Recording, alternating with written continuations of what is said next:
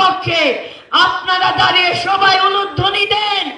এটা হচ্ছে সাম্যের প্রতীক। আমি আমার নেতাকে বলবো, আমরা আপনার পাশে আছি, সমগ্র হিন্দু সম্প্রদায় আপনার পাশে আছে। ওয়ালটন এখন দেশের সীমানা পেরিয়ে পৌঁছে গিয়েছে 50টিরও বেশি দেশে। ওয়ালটন, ঘরে ঘরে, বিশ্বজুড়ে। আমাদের নেতৃত্ব দিয়েছেন সারা বাংলাদেশের জাতীয়তাবাদী দল সহ সকল গণতান্ত্রিক রাজনৈতিক দল এবং মতের মানুষকে এক পথে নিয়ে এসেছেন। তিনি আর কেউ নয়,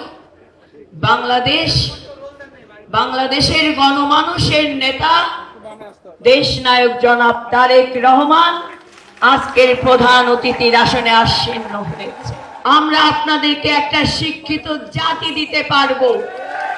তার জন্য আজকে আমার এই হিন্দু সম্প্রদায়ের মায়েরা আমার এক ডাকে যারা আজকে সংসারের সব কাজ পরিত্যাগ করে প্রধান অতিথির বক্তব্য শোনার জন্য আজকে এখানে অধীর আগ্রহে বসে আছেন, আমি বিএনপির পক্ষ থেকে আপনাদের প্রণাম জানাচ্ছি।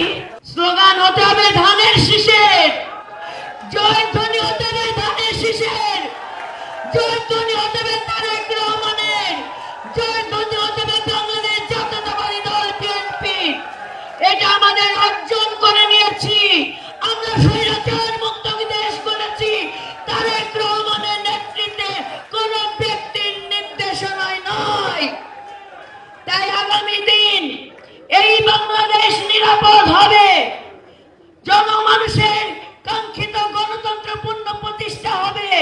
আমরা হিন্দু, বৌদ্ধ, খ্রিস্টান সকল সম্প্রদায় নিরাপদ আবাসভূমি বাংলাদেশে বসবাস করব, যেখানে সুশাসন প্রতিষ্ঠা হবে, মানবাধিকার প্রতিষ্ঠা হবে, আমার আপনার প্রত্যেকটি অধিকার রাষ্ট্রীয়ভাবে সমমর্যাদা নিশ্চিত হবে।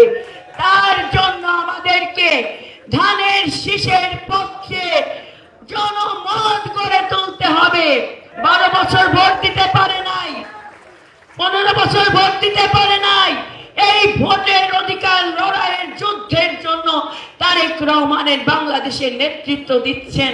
ভগবানের কৃপায় দেশ নায়ক জনাব তারেক রহমানের নেতৃত্বে স্বৈরাচার মুক্ত দেশ করতে পেরেছি। আগামী দিনে জনগণের রাষ্ট্র জনগণের হাতে